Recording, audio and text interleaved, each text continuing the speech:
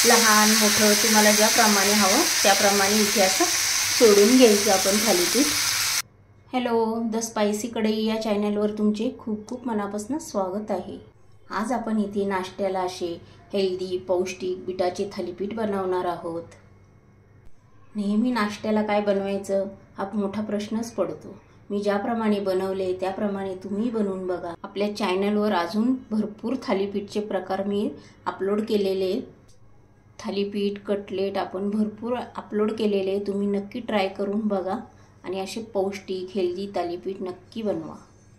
उन्हाळ्यामध्ये जेवण जात नाही त्यासाठी आपण इथे हलका फुलका असा मस्त 5 वाजता 4 किंवा 5च्या दरम्यान आपल्याला भूक लागते किंवा सकाळी नाश्त्याला असे थालीपीठ बनवून खाऊ शकता।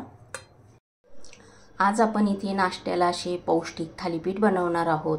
त्यासाठी इथे मी एक छोटं गाजर असं किसून घेतलेले आणि 2 कांदे असे उभे चिरून घेतलेले, अर्ध बीट इथे बारीक किसून घेतलेले, 7-8 कढीपत्त्याची पाने पण इथे मी चिरून घेतलेली, 1 टोमॅटो इथे बारीक चिरून घेतलेला आहे, थोडीशी इथे कोथिंबीर बारीक चिरून घेतलेली आहे आणि इथे मी ह्या 2 पळी भरून इथे ज्वारीचं पीठ घेतलेलं आहे। असं आपलं हे थालीपीठचं सर्व साहित्य। इथे मी कोरडे मसाले तुम्हाला इथे दाखवलेले नाहीये। चला आता आपण इथे लगेच बनवायला घेऊया। इथे आपण कांदा टाकून घेऊया। तुम्हाला जे सर्व साहित्य दाखवलं ते मी इथे सर्व साहित्य आता टाकून घेते। तुम्ही असे थालीपीठ बनवून बघा, खूप टेस्टी लागतात। रोज रोज नाश्त्याला काय बनवावं सुचत नाही, त्यासाठी इथे असे मस्त पौष्टिक थालीपीठ बनवायचे। मुलांच्या डब्याला दिले तरी चालेल आणि हे दह्यासोबत चटणीसोबत खूप टेस्टी लागतात। इथे मी 1 चमचा हिरव्या मिरचीचं वाटण होतं ते टाकून घेत आहे। 1 चमचा भरून इथे अशी जिऱ्याची पावडर टाकून घेतलेली आहे। 1 चमचा भरून इथे असे तीळ टाकून घेतलेले, अजून 1 चमचा इथे अर्धा चमचा लाल तिखट टाकून घेतलेलं आहे, अर्धा चमचा इथे गरम मसाला टाकून घेतलेला आहे। तुम्हाला तिखट जास्त हवं असेल तर तुम्ही इथे हिरवी मिरची पण कट करून टाकू शकता। अजून अर्ध्या चमच्यालाही कमी अशी इथे मी हळद टाकून घेतलेली आहे, चवीनुसार इथे मीठ टाकून घेतलेलं आहे। आता आपण हे छान मिक्स करून घेऊया। सर्व साहित्य आपलं टाकून झालेलं आहे, पूर्ण हे सर्व मिक्स करून घ्यायचं आहे आता आपल्याला। तुम्ही असे थालीपीठ बनवून बघा। उन्हाळ्यामध्ये जेवण जात नाही त्यासाठी आपण इथे हलका फुलका असा मस्त 5 वाजता 4 किंवा 5च्या दरम्यान आपल्याला भूक लागते किंवा सकाळी नाश्त्याला असे थालीपीठ बनवून खाऊ शकता। इथे आपलं छान मिक्स झाल्यानंतर आपण इथे हवं तेवढं इथे पाणी टाकून घ्यायचं। पाणी टाकून झाल्यानंतर आता आपण हे छान मिक्स करून घेऊया। इथे तुम्ही बघू शकता इथे किती छान असं मिक्स करून झालेलं आहे आपलं।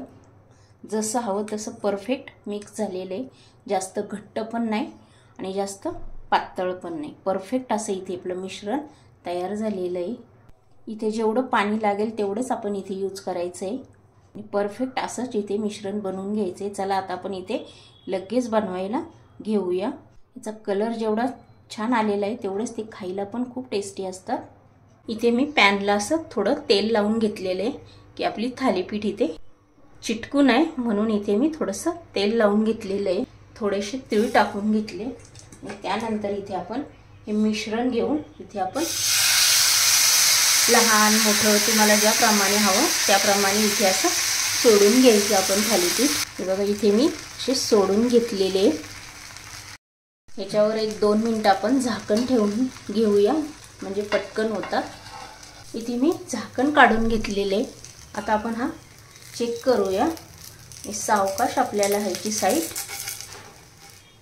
चेंज करून घ्यायची। वाव, तुम्ही बघू शकता इथे मस्त असा खरपूस आपला हे थालीपीठ भाजले गेलेले आहे। या थालीपीठमध्ये मी फक्त इथे ज्वारीचंच पीठ यूज केलेलं आहे। तुम्हाला हवं तर तुम्ही इथे नाचणीचं पीठ, तांदळाचं पीठ किंवा डाळीचं पीठ हे पण इथे टाकू शकता, पण मी इथे फक्त ज्वारीचंच पीठ यूज केलेलं आहे। या थालीपीठमध्ये बीट असल्यामुळे हे पटकन भाजल्या जात नाही, ह्याला थोडासा वेळ लागतो। हे थालीपीठ बनवताना जेव्हा आपण मिश्रण भिजवतो त्यावेळेला तुम्ही इथे थोडासा खायचा सोडा टाकला तरी चालेल, आपण इडलीमध्ये टाकतो त्याप्रमाणे, म्हणजे आपले थालीपीठ इथे तुटत नाही। हे थालीपीठ इथे झालं का बघूया आपण। मस्त असं छान भाजले गेलेले खरपूस आणि हे थालीपीठ खायला पण खूप छान लागतात। आपण ह्याच्यामध्ये गाजर बीट टाकल्यामुळे कढीपत्ता खूप पौष्टिक असतात। तुम्ही नक्की ट्राय करा। आता आपलं हे झालेले मस्त असा कलर आलेला आहे, खरपूस भाजले गेलेले। आता आपण हे काढून घेऊया। इथे मी पुन्हा असं तेल टाकून घेतलेलं आहे, थोडंसंच टाकायचं, अर्धा चमचा। तेलाऐवजी तुम्ही इथे तूप टाकलं तरी चालेल। आता आपण हे छान सोडून घ्यायचे। इथे छान सोडून झालेलं आहे। झाकण ठेवल्यामुळे इथे कमी वेळात पटकन होतात, झाकण नाही ठेवलं की वेळ लागतो। आता आपण हे चेंज करूया। वाव, मस्त आपले इथे भाजून झालेले आहे। इथे पॅनला चिकटलेले जे तीळ असतात ते पुन्हा आपण ह्याच्यावर लावून घेतले तरी चालेल। एकाच साईडला सर्व लागले गेलेले, पूर्ण इथे लावून घ्यायचं। इथे पण आपलं ही पण साईड छान मस्त खरपूस भाजले गेलेली आहे। तुम्हाला हे माझे पौष्टिक थालीपीठाची रेसिपी आवडली असेल तर लगेच लाईक करा, कमेंट करा। चॅनलवर जर नवीन असेल तर सबस्क्राईब करून घ्या। हा व्हिडिओ तुमच्या मित्रमैत्रिणींनाही शेअर करा। तुम्ही असे पौष्टिक थालीपीठ बनवून बघा, खूप टेस्टी लागतात। मी पुढचे सर्व थालीपीठ आता असेच बनवून घेणार आहे। पुन्हा भेटूया, तोपर्यंत बाय।